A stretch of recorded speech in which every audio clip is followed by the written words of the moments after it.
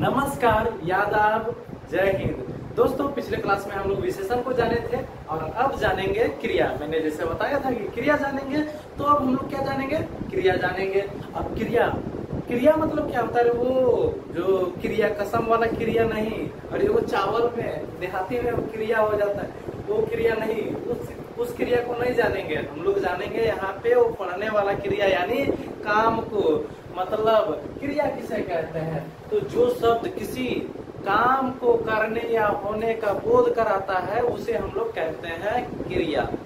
एक बार फिर से देखते हैं। जो शब्द किसी काम के करने या होने का बोध कराता है या मतलब करने या होने का बोध हो, उसे क्रिया कहते हैं। एग्जाम्पल के तौर पे लड़का लिख रहा है, मैं बोल रहा हूँ, आप सुन रहे हैं या नहीं सुन रहे हैं? सुन रहे हैं ना? हाँ, ध्यान से सुनिएगा इसे। और दौड़ रहा है, भाग रहा है, खा रहा है, पी रहा है, सारा का सारा क्रिया ही तो है। जैसे लड़का पत्र लिख रहा है, तो इसमें जो क्रिया है वो लिख है, यानी लिखना क्रिया हो जाता है। अब एक इसमें खासियत देखिए आप, कि जिस शब्द में ना लगा हुआ रहे, जैसे मैंने यहाँ लिखा हूँ लिखना, लास्ट में क्या आ रहा है? बोलो, लिखना ना आ रहा, पढ़ना, बैठना, दौड़ना। आप जितना भी क्रिया देखिए, जितना भी क्रिया, सब में ना लगा हुआ रहेगा।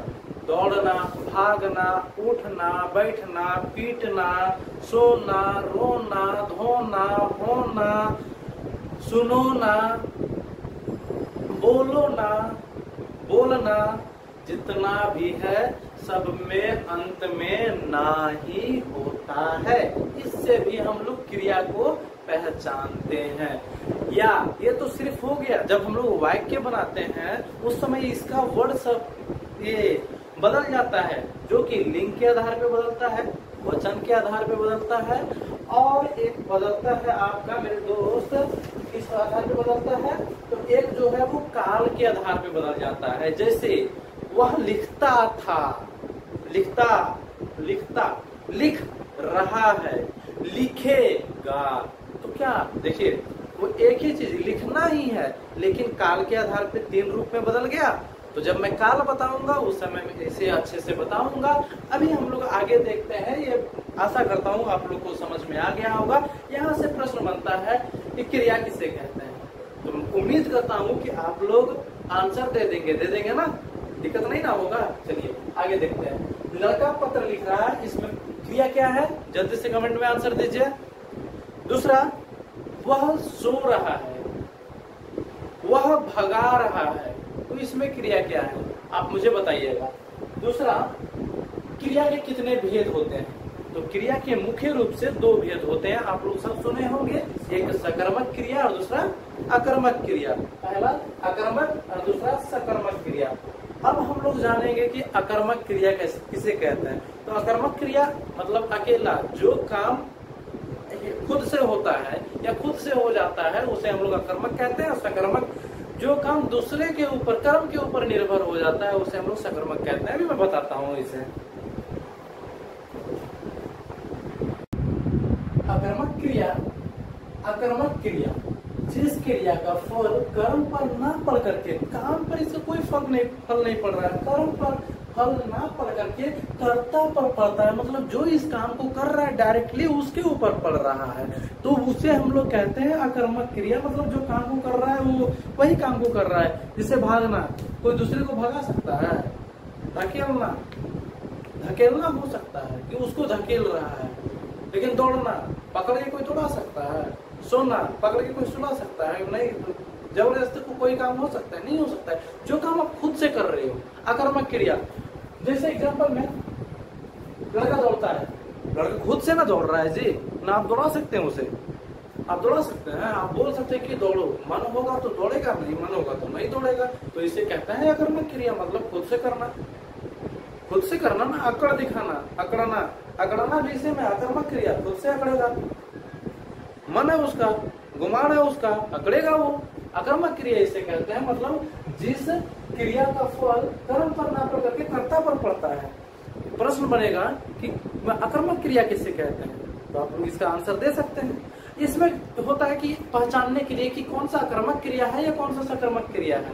तो देखिए यही होता है कि जो काम आप खुद से कर सकते हो उसे आक्रामक क्रिया आप कह देंगे। जैसे भागना, खुद से भागिएगा।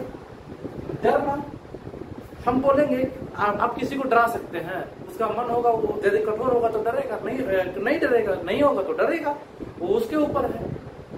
जैसे हम लोग पानी देते हैं तो फूल वगैरह पानी लेता है, हम लोग ढाल देते हैं, वैसे डराते हैं क्या कि नहीं ये डर है, हम तुमको सौंप दिए अब तुम डरो, ऐसा होगा? ऐसा तो नहीं होगा। आगे देखते हैं रोना, मारेंगे रोना शुरू कर देगा, नहीं हो सकता है नहीं भी रोएगा कि आप वो रो रहा है उसके बदले आपका आंसू निकल रहा है, वो रो रहा है, ऐसा नहीं ना होगा जी।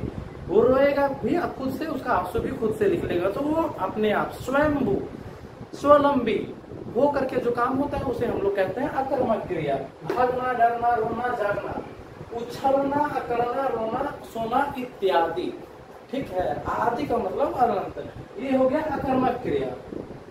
यदि दिक्कत रहा तो आप पूछ सकते हैं आक्रामक क्रिया क्या होता है, आप बढ़िया से समझ लिए, बहुत सारा एग्जाम में पूछता है इसे।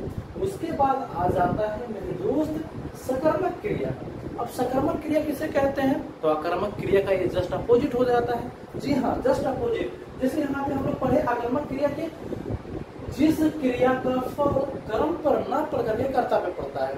सकारात्मक क्रिया में है कि जिस क्रिया का फल कर्म पर पड़ता है, डायरेक्टली कर्म पर ही पड़ जाता है। एग्जाम्पल के तौर पे आप देख सकते हैं, मनीष पतंग उड़ा रहा है। मनीष क्या कर रहा है? पतंग उड़ा रहा है। क्या चीज उड़ा रहा है? पतंग को उड़ा रहा है। यहाँ कुछ और भी हो सकता था, तो ये कर्म के ऊपर पड़ रहा है ना, जो काम है हमारा उसके ऊपर पड़ रहा है। शिक्षक बच्चों को पढ़ा रहे हैं, शिक्षक बच्चों को पढ़ा रहे हैं, मतलब दो कर्म। शिक्षक तो काम कर रहा है, लेकिन क्या काम कर रहा है?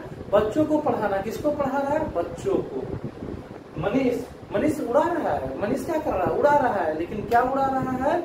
पतंग उड़ा रहा है। जहां क्या लग जाए, क्या पढ़ा रहे हैं, किसको पढ़ा रहे हैं, तो ये सब सकारात्मक क्रिया में आ जाता है। डाउट रहेगा मेरे दोस्त तो पूछ लीजिएगा, कहें कि बहुत सारा आक्रामक और क्रिया और सकारात्मक क्रिया आपका 7 से 6 से लेकर के 10 तक, 11, 12 तक एक प्रश्न बनता है, 12 तक का, या फिर कंपटीशन में भी इसे पूछा जाता है कि सकारात्मक क्रिया और आक्रामक क्रिया में अंतर स्पष्ट करें, या तो फिर सकारात्मक इस वाक्य में सकारात्मक क्रिया को छांटे। 4 ठो वर्ड दे दिया जाएगा, उसमें से आपको एक ठो सकारात्मक क्रिया या फिर आक्रामक क्रिया को निकालना होगा कि कौन सा होगा, या 4 ठो वाक्य दे दिया जाएगा, उसमें से आपको छांटना होगा। तो ये आप बढ़िया से समझ जाइए इसे। इसके बाद हम देखते हैं सकारात्मक क्रिया का कितना भेद होता है। तो सकारात्मक क्रिया का 2 भेद होता है।